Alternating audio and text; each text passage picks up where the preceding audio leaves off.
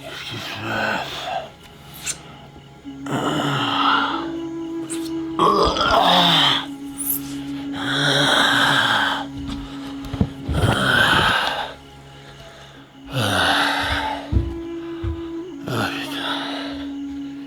Putain, qu'est-ce qu'on a foutu?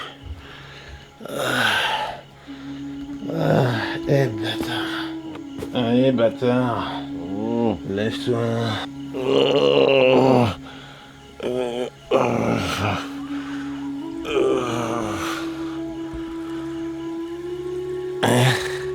C'est trop chaud. Fous la clim. Allez bâtard, fous la clim. Qu'est-ce qu'on a fait ces 30 dernières années?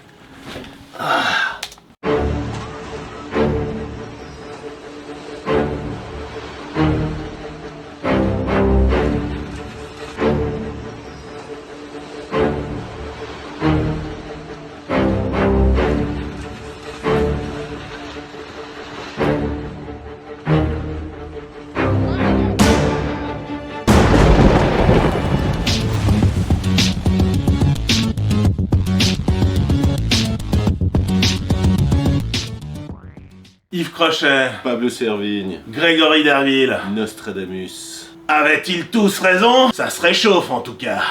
L'été est chaud. L'été est très très chaud. C'est fini la bamboula. C'est fini les Jeux Olympiques d'Albertville. Après l'an 1000, après l'hiver thermonucléaire, Le bug de l'an 2000. après 2012 l'Odyssée de l'espace, est-ce que la fin des temps est proche, mon cher bâtard? C'est ça la question. Oh, de tout temps, la fin des temps est proche. Et puis on va peut-être même enlever les perruques. Ah ouais, ça me va Parce bien. que fait chaud quand Moi, même. j'aime bien ça. Ouais, je trouve qu'il fait chaud. Ouf.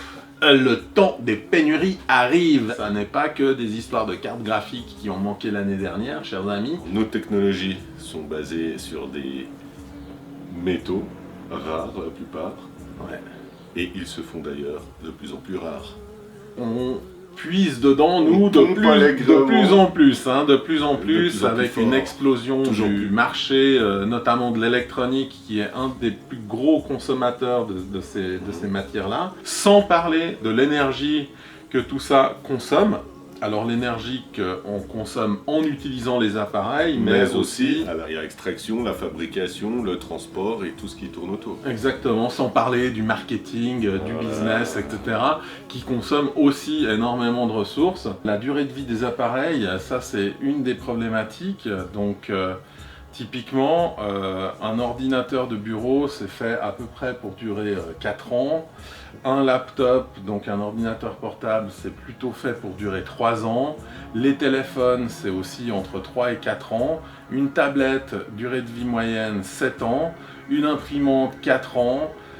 Une télévision, 7 ans. Une console de jeu, 6 ans. Alors clairement, on est sur quelque chose d'assez court, hein, on est d'accord.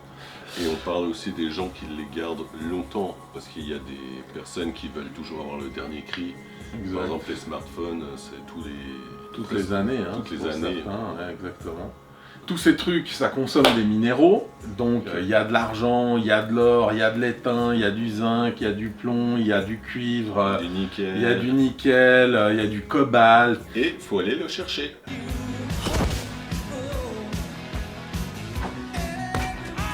Non seulement ça se fait de plus en plus rare, donc c'est de plus en plus difficile à extraire, et la teneur en fait, du coup, qu'on en a dans, je sais pas, une tonne de caillasse, il n'y a plus que quelques grammes de cuivre ou d'or ou de je ne sais quoi d'autre. On a deux variables à prendre en compte. La première, c'est que les teneurs d'exploitation diminuent rapidement sur toutes les substances. Le deuxième enjeu, c'est que les gisements facilement exploitables, c'est-à-dire ceux qui étaient proches de la surface, ceux qui étaient riches, sont de moins en moins nombreux. Et la troisième même tendance, ça c'est du bonus, je vous la rajoute, c'est que les minerais qu'on exploite sont de plus en plus complexes et complexes et réfractaires. Alors complexe, ça veut dire qu'il y a plein d'imbrications avec plein de petits minéraux et plein d'éléments, donc c'est de plus en plus difficile à traiter. C'est-à-dire qu'il faut mettre de plus en plus de produits chimiques, de plus en plus d'eau, de plus en plus d'énergie, broyer toujours plus fin. Donc c'est cette dynamique-là.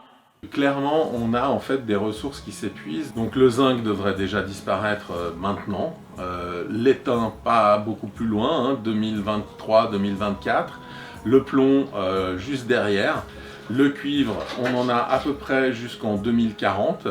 Le nickel, on dépasse un tout petit peu, ça doit atteindre 2050 environ. Le fer, on est à 2080, hein, peut-être. Et puis c'est l'aluminium, hein, on a le plus d'alu, là ça dure jusqu'en 2140, 2150. Donc là il y a un peu de ressources. Donc en fait c'est de plus en plus difficile d'aller chercher ces matières-là. Et c'est vrai qu'en termes de recyclage, moi j'ai l'impression qu'on pourrait faire quand même beaucoup mieux. Telle que l'électronique est faite aujourd'hui, en fait elle n'est pas vraiment faite avec une pensée, si tu veux, de recyclage. Donc il y a pas... c'est pas pensé à la base, à la fabrication aussi. But even if you're diligent and give your electronic waste, or e-waste, to a recycler, that's no guarantee about what happens next. Je pense que ça devrait être beaucoup mieux préparé au départ pour qu'on puisse recycler le produit par la suite. Alors bien sûr, hein, on entend toujours parler des trucs un peu Apple friendly. When it's time, Liam deconstructs your iPhone. Parts are detected and removed and separated. Où ils disent que 100% de l'aluminium recyclé. Amazon aussi, voilà, tu peux renvoyer ton appareil, voilà, qui recycle. Que truc machin. Ça s'appelle du greenwashing. Entre le greenwashing, le womanwashing, le pinkwashing et tout le reste, on ne savait pas toujours quoi choisir. Mais aujourd'hui, vous n'avez plus à choisir. Grâce à Full Washing, le premier discours de marque qui wash tout en un. Tous les appareils Apple en tête ont tendance à être de plus en plus fermés. On se donne une bonne conscience. Ouais, l'indice de réparabilité, hein, ça c'est un truc là qui est en train de faire son chemin en Europe et aux États-Unis aussi beaucoup. L'indice de réparabilité permet aux consommateurs de savoir simplement et rapidement le caractère plus ou moins réparable des produits, à travers une note de 0 à 10.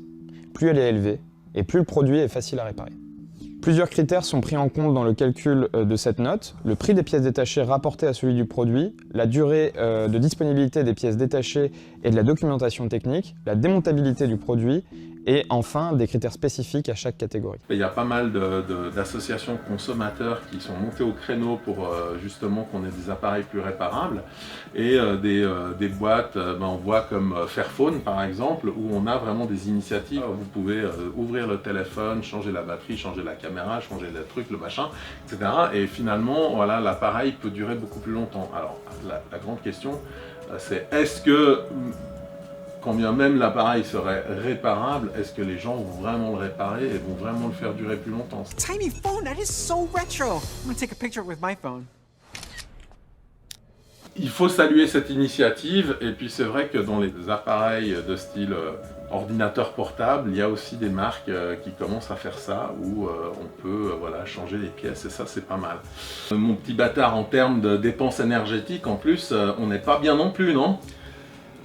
Non, parce qu'on voit que depuis des temps anciens, le bois est ce qui a été le plus utilisé et commence à être de moins en moins utilisé, mais le pétrole et le gaz et le charbon, ont toujours été utilisés et ont tendance à être de plus en plus utilisés. Alors on a bien le nucléaire et puis les énergies renouvelables, mais sincèrement c'est vraiment la partie... partie négligeable. Ouais, c'est la partie émergée de l'iceberg, hein, tout ça.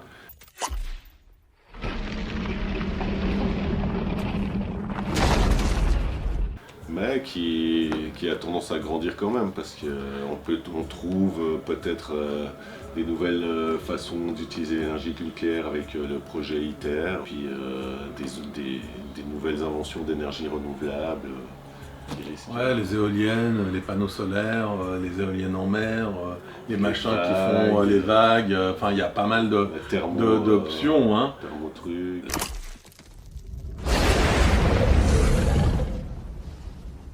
Le fait est que dans l'histoire de l'humanité, en fait, à chaque fois, enfin, il n'y a vraiment que le bois qui diminue comme ressource, disons, qu'on utilise pour créer de l'énergie, mais tout le reste augmente. Tout le reste augmente. Donc, en fait, on est vraiment dans une... On est bloqué, on est enfermé dans une spirale infernale qui ne finira jamais.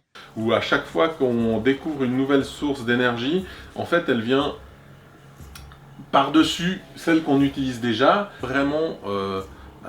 il n'y en a pas une qui remplace l'autre. Ah ouais, on fait pas de décroissance en tout cas, hein. Ça c'est sûr. On rajoute des couches. La décroissance, c'est une sorte de grand bluff hein, qu'on nous vend, alors qu'en fait il va falloir vraiment qu'on le fasse, hein, vu où on en est. La décroissance, les collapsologues nous la servent à toutes les sauces depuis quelques années. On est dans un cauchemar dans lequel on va jamais se réveiller. Oiseau de mauvais augure. They're coming, they're coming. C'est la fin du monde. Tout le monde va périr. Encore vous. Les survivants mourront de faim et de froid, ils ont la peste et le choléra. Pourquoi on en parle? Parce que, en fait, on se rend compte que les boîtes, elles font du greenwashing, okay, à qui mieux, simplement pas pour se donner une bonne conscience. Il y a plein maintenant d'enquêtes qui ont parlé des Coca-Cola, des Total, des Tam Oil, qui etc. passent de couleur rouge à couleur verte. Ouais, puis en fait ça fait depuis les années 70 qu'ils savent qu'on va droit dans le mur, ils savent qu'ils sont les principaux acteurs de tout ça, et ils en ont rien à foutre, ils s'en... On s'en bat les couilles, on s'en bat les couilles, on s'en bat les couilles, on s'en bat les couilles, on s'en bat les couilles, on s'en bat les couilles, couilles, merci. Selon moi, cette vidéo va faire beaucoup de vues, moi je le sens. Avec une bataille de chats. Il va falloir mettre un coup de frein, et à mon avis, le coup de frein, c'est principalement les consommateurs, donc les citoyens qui doivent le mettre. Et le premier truc qu'on doit faire, c'est d'arrêter en fait d'acheter des trucs qui sont inutiles ou débiles. Franchement, si vous n'avez pas envie de mettre le prix dans les Womanizer Premium, celui-ci est très bien. Il a 4 niveaux de puissance et il est complètement waterproof. Il est compact aussi. Il rentre dans votre... On est rentré dans un cycle où les marques, c'est le nouveau tube de l'été, quoi. Puis ils sont obligés de chaque année sortir un truc pour te faire consommer.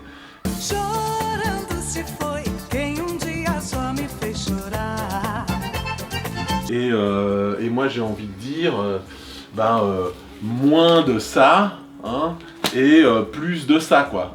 Donc ça veut dire vraiment prendre conscience qu'il faut moins acheter, puis il faut plus se renseigner sur ce qu'on achète et réfléchir ses achats. Donc ça c'est vraiment le truc essentiel.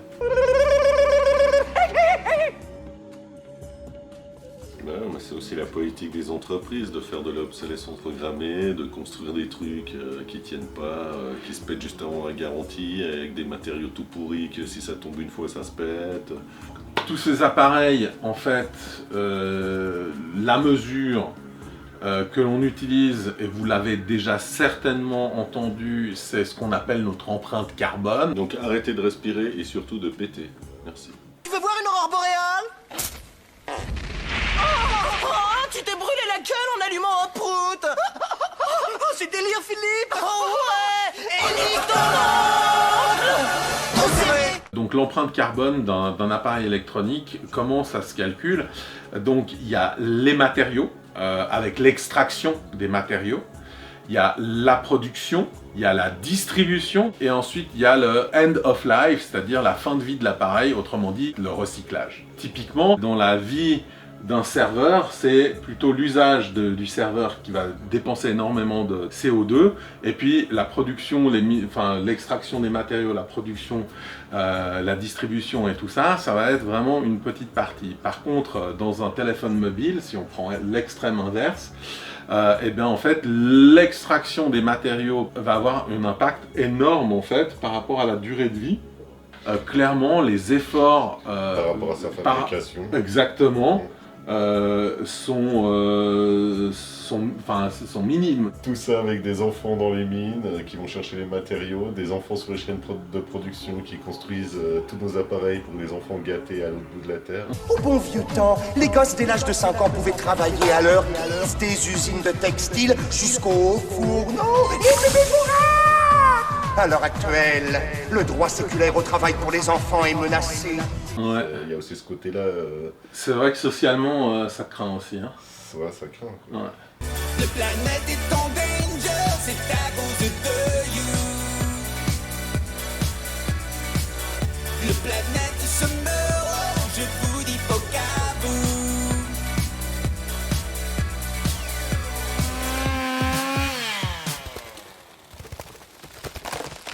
Sauvons la planète! Triste constat en fait, hein, toute cette situation. Comment faire pour essayer justement de mettre un coup de frein et de faire autrement? Premièrement, utiliser au maximum le matos qu'on a. Achetons moins et achetons mieux. Qu'est-ce qu'on peut faire encore? Il y a des usages. Hein. Déjà, on voit que par exemple, les applications comme TikTok, Instagram, où en fait les gens passent énormément de temps sur une app à regarder des conneries et ils perdent leur temps, mais en plus c'est une dépense énergétique énorme. Tous ces trucs qui font appel à de la vidéo, à du streaming et qui vous envoient en fait du contenu avec des algorithmes, on va dire, qui vont brasser un petit peu tout ça puis qui vont vous envoyer des trucs qui pourraient vous plaire, qui vous plaisent d'ailleurs pas forcément, mais vous regardez jusqu'à ce que vous tombiez sur le prochain numéro marrant. Et puis ça dure une petite minute et puis en fait on passe vite des heures là-dessus. Typiquement un TikTok c'est une explosion et c'est vraiment ce format-là qui est privilégié où on fait la petite lambada. Ça dure une minute et puis en fait on passe au suivant. Et en fait tout ça, ça fait vraiment, c'est les bâtonnets du plaisir dans le cerveau qui sont stimulés. Et en fait, on se rend pas compte, mais non seulement on perd du temps, mais on a une dépense énergétique mais faramineuse à faire du streaming vidéo, à faire tourner des serveurs, sans parler de faire tourner votre téléphone, etc., etc.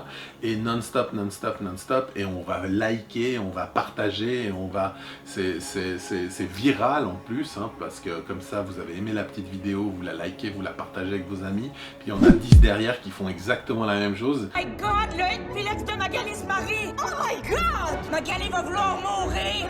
Oh my God! Magali est morte! Oh my God! Oh my God! Oh my God! Oh my God! Oh my God! Oh my God! Oh my God! Il se marre 30 secondes, mais en fait, on se rend pas compte à quel point ça a un impact extrêmement négatif sur la planète, tout ça. Il faut recharger ton appareil, les batteries s'épuisent super vite. La batterie s'épuise avant ton cerveau, en tout cas, hein, ça c'est sûr. On a aussi des trucs très communs, hein, l'usage du mail, des messages ou des messageries vidéo comme FaceTime. Évidemment, quand vous envoyez un message vocal, par exemple, que vous enregistrez et que vous envoyez ça, vous avez de nouveaux messages. Parfois, c'est des centaines de mégas en fait qui sont en train de partir dans le réseau, alors qu'on aurait pu taper ça en texte et ça aurait pu être quelques kilo-octets. Et là, on parle même pas des conversations FaceTime et autres visioconférences dont on a abusé durant le Covid. Président Esbrouf? Ensuite, on a le cloud. Alors, vos photos stockées dans le cloud, vos vidéos stockées dans le cloud, vous avez plus de disque dur, alors achetez un petit peu de cloud chez Amazon, chez Apple, chez Microsoft, etc. Mais le cloud... Les nuages. Ouais, c'est pas un petit nuage blanc gentil. Si, c'est tout mignon. Oh mon petit nuage, je recevrai les messages, les bisounours à la rescousse. Bah non, parce que c'est ce dont on parlait tout à l'heure, c'est des gros serveurs qui sont alimentés à de l'électricité au charbon, qui polluent, etc. C'est pas du tout mignon. Qu'est-ce qui vaut mieux? Il vaut mieux un disque dur, avoir son propre stockage. Ouais, ou se faire un petit cloud personnel avec un Synology ou un truc comme ça, c'est déjà mieux que de faire tourner des serveurs ad vitam aeternam. Faut faire un petit peu gaffe, les petits bâtards, faut faire gaffe. Pour réduire drastiquement sa consommation, Eugène a en effet décidé de ne plus se doucher. Je me lave avec un gant sec, puis pour économiser l'eau des toilettes, je me pisse dessus. Bon, voilà, donc je crois qu'on a fait le tour. Conclusion. On va tous crever. Toi, petit bâtard, derrière ton écran, je sais tout ce que tu fais. Tu es en train de regarder notre vidéo. Alors maintenant, tu peux l'éteindre et reprendre une activité normale. Je fais uniquement caca dans mon jardin. Idéalement, les jours de pluie. Tout ça, c'est moi. J'en suis fier. C'est bon, ça sent bio. Ça sent bibi, ça sent yo-yo. Ça sent bibi yo-yo. Diamond, tu prends en note. Ça sent bibi, ça sent yo-yo, ça sent bibi. Caca. Non, efface.